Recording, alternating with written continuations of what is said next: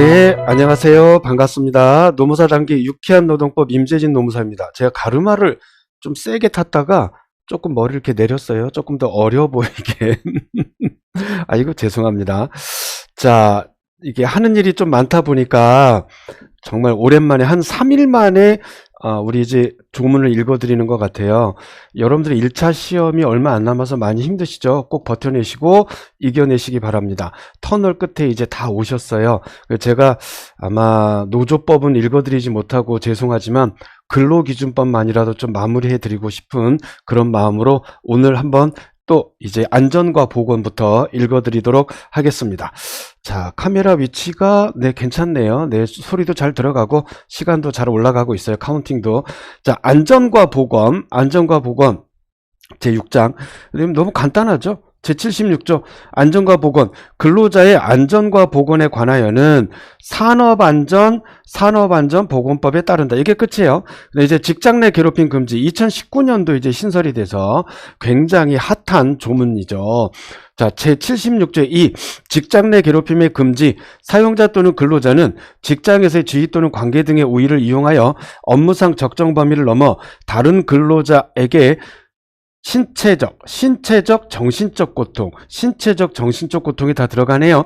신체적, 정신적 고통을 주거나 근무 환경을 악화시키는 행위, 이하 직장 내 괴롭힘을 하여서는 아니 된다.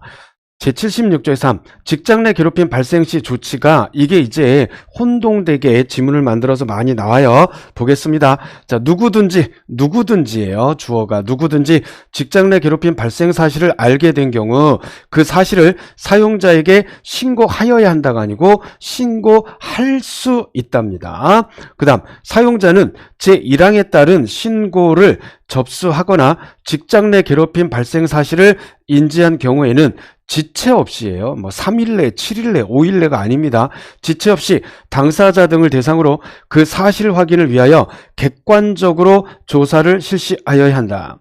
사용자는 제2항에 따른 조사 기간 동안 직장 내 괴롭힘과 관련하여 피해를 입은 근로자 또는 피해를 입었다고 주장하는 근로자, 이제 이하 피해 근로자 등이라고 합니다.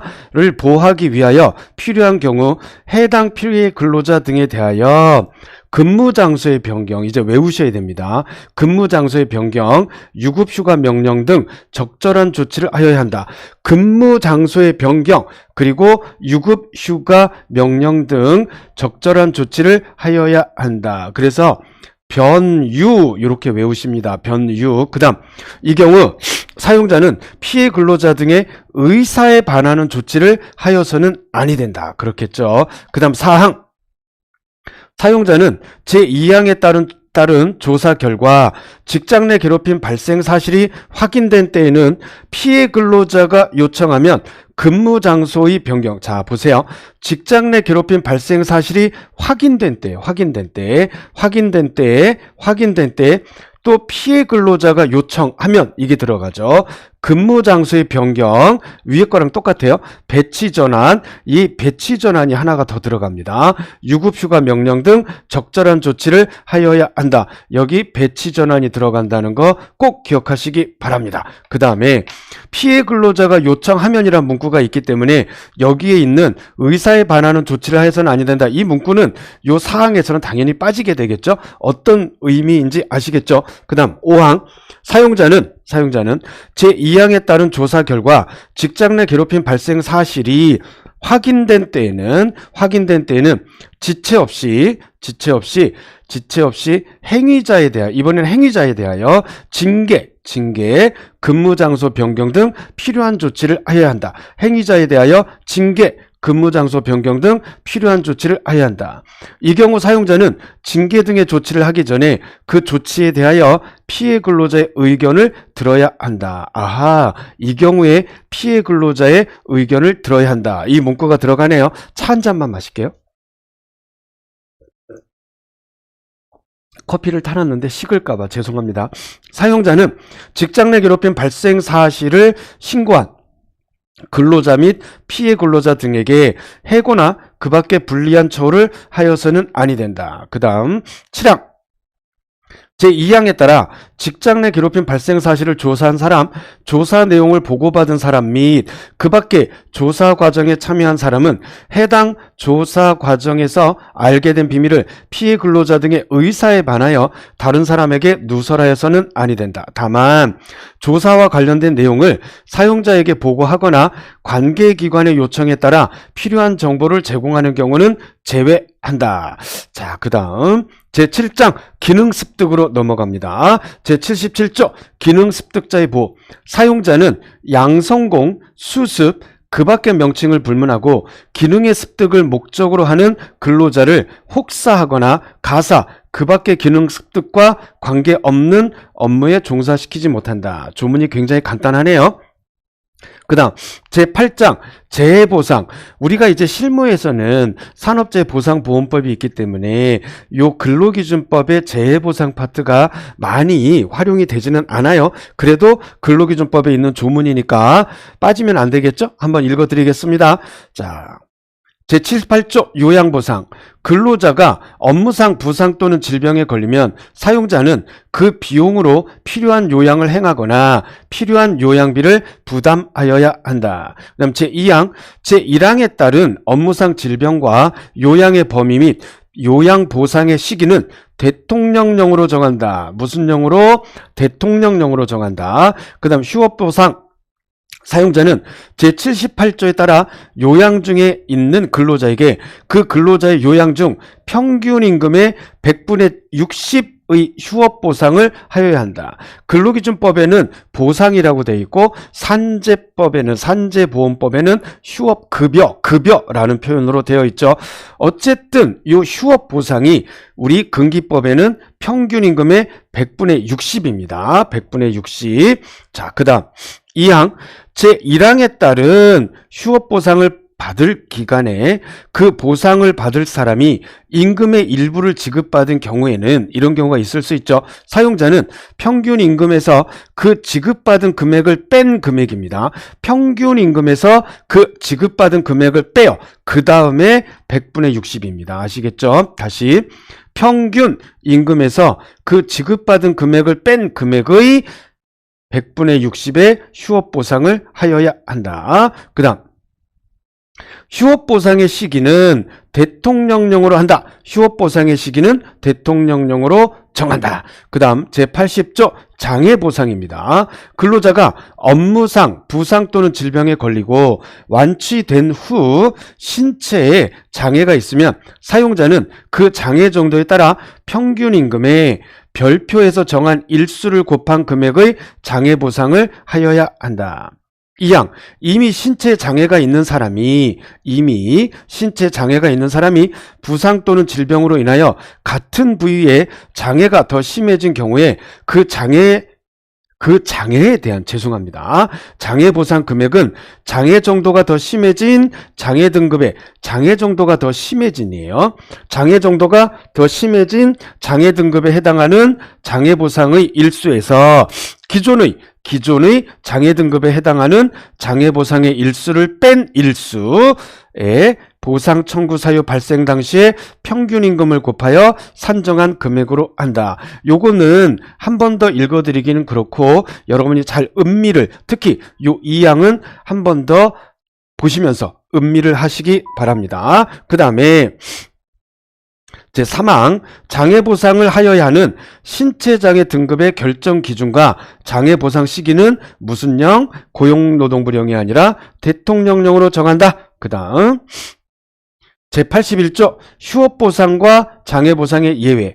근로자가 중대한 과실로 업무상 부상 또는 중대한 과실이네요. 업무상 부상 또는 질병에 걸리고 또한 사용자가 그 과실에 대해서 노동위원회 인정을 받으면 휴업보상이나 장애보상을 하지 아니하여도 된다. 그래서 휴장, 중대한 과실 나오면 휴장, 중휴장 이렇게 외우십니다. 중휴장. 그 다음 제82조 유족보상. 근로자가 업무상 사망한 경우에는 사용자는 근로자가 사망한 후 지체 없이 그 유족에게 평균 임금 1001분의 유족보상을 하여야 한다. 평균 임금 1001분의 유족보상을 하여야 한다. 그 다음 제1항에서의 유족의 범위, 유족 보상의 순위 및 보상을 받기로 확정된 사람이 사망한 경우에 유족 보상의 순위는 대통령령으로 정한다. 네, 다 대통령령이네요. 그 다음 장례비, 근로자가 업무상 사망한 경우에는 사용자는 근로자가 사망한 후 지체 없이 평균 임금 91분의 장례비를 지급하여야 한다. 일시보상 제84조 제78조에 따라 보상을 받는 근로자가 요양을 시작한 지 2년입니다. 2년이 지나도 부상 또는 질병이 완치되지 아니하는 경우에는 사용자는 그 근로자에게 평균임금 1341분의 일시보상을 하여 그 후의 이 법에 따른 모든 보상 책임을 면할 수 있다. 그 다음 제85조, 꽤 기네요. 85조 분할보상, 사용자는 지급 능력이 있는 것을 증명하고 보상을 받는 사람의 동의를 받으면 80조, 82조 또는 84조에 따른 보상금을 1년에 걸쳐 분할보상할 수 있다. 3년이 아닙니다. 1년에 걸쳐 분할보상을 할 수 있다. 보상 청구권 제86조, 보상을 받을 권리는 퇴직으로 인하여 변경되지 아니하고 양도나 압류하지 못한다. 제87조 다른 손해배상과의 관계, 보상을 받게 될 사람이 동일한 사유에 대하여 민법이나 그 밖의 법령에 따라 이 법의 재해보상에 상당한 금품을 받으면 그 가액의 한도에서 사용자는 보상의 책임을 면한다. 그 다음 제88조 고용노동부 장관의 심사와 중재, 1항 업무상의 부상, 질병 또는 사망의 인정, 요양의 방법, 보상금액의 결정, 그 밖의 보상의 실시에 관하여 이의가 있는 자는 고용노동부 장관에게 심사나 사건의 중재를 청구할 수 있다. 그 다음 제2항 제1항의 청구가 있으면 고용노동부 장관은 1개월 이내에 심사나 중재를 하여야 한다. 그 다음 3항 고용노동부 장관은 여기 이제 1개월 이내입니다. 그다음 고용노동부 장관은 계속 이제 주어가 고용노동부 장관이네요. 고용노동부 장관은 필요에 따라 직권으로 심사나 사건의 중재를 할 수 있다. 고용노동부 장관은 심사나 중재를 위하여 필요하다고 인정하면 의사에게 진단이나 검안을 시킬 수 있다. 제1항에 따른 심사나 중재의 청구와 제2항에 따른 심사나 중재의 시작은 시효의 중단에 관하여는 재판상의 청구로 본다. 뭐로 본다고요? 재판상의 청구로 봅니다. 시효의 중단에 관하여 재판상의 청구로 본다. 그 다음 제89조 노동위원회의 심사와 중재, 고용노동부 장관이 제88조 제2항의 기간에 심사나 중재를 하지 아니하거나 심사와 중재의 결과에 불복하는 자는 노동위원회, 어디에? 노동위원회에 심사나 중재를 청구할 수 있다. 제1항의 청구가 있으면 노동위원회는 1개월 이내에 심사나 중재를 하여야 한다. 제90조 도급사업에 대한 예외, 사업이 여러 차례의 도급에 따라 행하여지는 경우의 재해보상에 대하여는 원수급인입니다. 도급인이 아니에요. 원수급인을 사용자로 본다. 제1항의 경우에 원수급인이 서면상 계약으로 하수급인에게 보상을 담당하게 하는 경우에는 그 수급인도 사용자로 본다. 다만 2명 이상의 하수급인에게 똑같은 사업에 대하여 중복하여 보상을 담당하게 하지 못한다. 그 다음 제3항 제2항의 경우에 원수급인이 보상의 청구를 받으면 보상을 담당한 하수급인에게 우선 최고할 것을 청구할 수 있다. 아하, 하수급인한테 먼저 좀 해서요. 이렇게. 다만 그 하수급인이 파산의 선고를 받거나 행방이 알려지지 아니한 경우에는 그러하지 아니하다. 서류의 보존, 사용자는 재해보상에 관한 중요한 서류를 재해보상이 끝나지 아니하거나 제92조에 따라 재해보상 청구권이 시효로 소멸되기 전에 폐기하여서는 아니 된다. 이 법의 규정에 따른 재해보상 청구권은 3년간 행사하지 아니하면 시효로 소멸한다. 3년간 행사하지 아니하면 시효로 소멸한다. 이제 금기법이 취업규칙 파트가 나오는 거 보니까 거의 끝나가는 것 같아요. 자, 취업규칙 파트 금기법은 다음 시간에 읽어드리기로 하고 우리 시행령으로 관련된 거 한번 보도록 하겠습니다. 자, 그러면 시행령 제44조 보겠습니다. 업무상 질병의 범위 등 법, 근로기준법이죠, 당연히. 법 제78조 제2항에 따른 업무상의 질병과 요양의 범위는 별표 5와 같다. 사용자는 근로자가 취업 중에 업무상 질병에 걸리거나 부상 또는 사망한 경우에는 지체 없이 의사의 진단을 받도록 하여야 한다. 45조는 삭제가 됐고, 46조 요양 및 휴업보상의 시기. 요양보상 및 휴업보상은 매월 1회 이상입니다. 매월 1회 이상 하여야 한다. 그 다음 장애 등급 결정. 법 제80조 제3항에 따라 장애보상을 하여야 하는 신체장애 등급의 결정 기준은 별표 6과 같다. 별표 6에 따른 신체장애가 2 이상 있는 경우에는 정도가 심한 신체장애에 해당하는 등급에 따른다. 다만 다음 각호의 경우에는 이제 밑에 나오겠죠. 다음 각호의 경우에는 해당 호에서 정하여 조정한 등급에 따른다. 이 경우 그 조정된 등급이 제1급을 초과한다. 그러면 1급으로 한다. 초과하는 때는 제1급으로 한다. 자, 1호 제5급 이상에 해당하는 신체장애가 2 이상 있는 경우 정도가 심한 신체장애에 해당하는 등급의 3개 등급을 인상합니다. 3개 등급. 그 다음 제8급 이상에 해당하는 신체장애가 2 이상 있는 경우 정도가 심한 신체장애에 해당하는 등급의 2개 등급 인상합니다. 제13급 이상에 해당하는 신체장애가 2 이상 있는 경우 정도가 심한 신체장애에 해당하는 등급의 1개 등급을 인상합니다. 그 다음 별표 6에 해당하지 아니하는 신체장애가 있는 경우에는 그 장애 정도에 따라 별표 6에 따른 신체장애에 준하여 장애보상을 하여야 한다. 제48조 유족의 범위. 법 제82조 제2항에 따른 유족의 범위는 다음 각호와 같다. 이 경우 유족 보상의 순위는 다음 각호의 순서에 따르되 같은 호에 해당하는 경우에는 그 적힌 순서에 따른다. 1호 근로자가 사망할 때 그가 부양하고 있던 배우자, 사실혼 관계에 있던 자를 포함한다. 그리고 자녀, 부모, 손 및 조부모. 그 다음 근로자가 사망할 때 그가 부양하고 있지 아니한 배우자, 자녀, 부모, 손 및 조부모. 근로자가 사망할 때 그가 부양하고 있던 형제, 자매. 그러면 4호는 근로자가 사망할 때 그가 부양하고 있지 아니한 형제자매. 이렇게 나오네요. 그 다음 2항 유족의 순위를 정하는 경우에 부모는 양부모를 선순위로 합니다. 친부모가 아니네요. 친부모를 후순위로 하고 조부모는 양부모의 부모를 선순위로, 그리고 친부모의 부모를 후순위로 하되 부모의 양부모를 선순위로, 부모의 친부모를 후순위로 한다. 부모의 양부모를 선순위로, 부모의 친부모를 후순위로 한다.